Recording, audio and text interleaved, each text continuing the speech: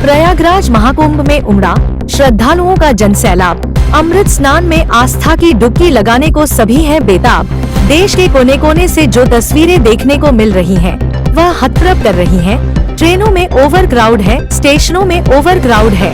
प्रयागराज जाने वाले राजमार्गों पर वाहनों का रेला देखने को मिल रहा है। वाहनों के रेला से जनहानियां भी हो रही है।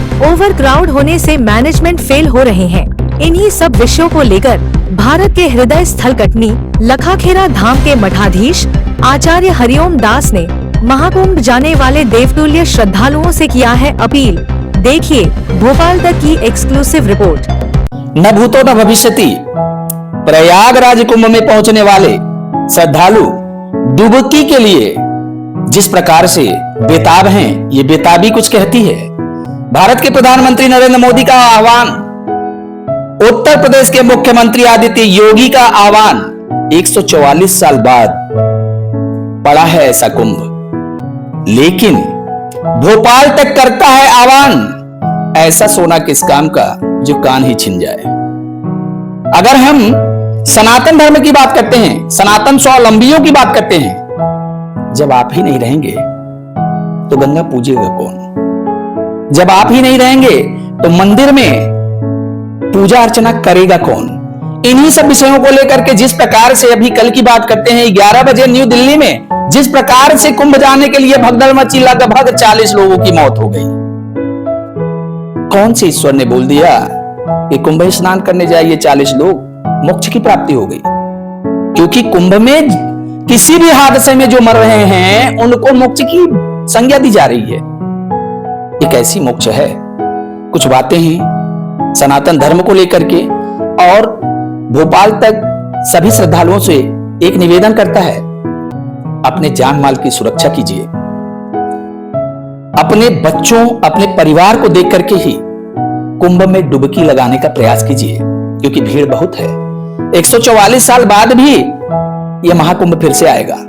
सीधी बात करता है भोपाल तक आचार्य हरिओम दास जी से, क्या कहना है उनका श्रद्धालुओं को लेकर के जो कुंभ स्नान के लिए बेताब हैं। नमस्कार जी, जय सीताराम, जय गुरुदेव जी। बेताबी कुछ कहती है।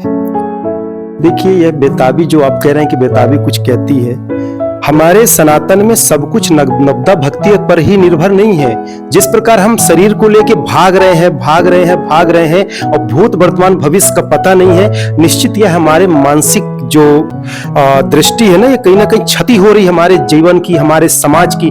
जब हमारे जीवन में सबसे अनमोल शरीर हमारा यह 5 तत्वों की काया है, चित जग पावक गगन समीरा, यह 5 एलिमेंट से बॉडी बने, इसमें एक जल तत्व भी तो है जिससे हमारा शरीर बना है। और जब जल तत्व से बना है तो मेरे साधक भाइयों, सनातनी प्रेमियों, भारत भूमि और विश्व के सभी श्रद्धालुओं, मैं आपसे विशेष निवेदन आग्रह करता हूं कि हमारे शरीर के अंदर हमारे रामचरितमानस, गीता, भागवत, सभी धर्मशास्त्र कहते हैं कि ब्रह्मांड हमारे शरीर के अंदर समाहित है। तो मेरे भाइयों, गंगा तत्व भी हमारे अंदर समाहित है।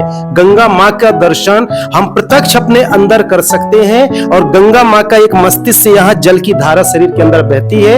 योग शास्त्र आस्क्रिया योग के माध्यम से कराया भी जाता है।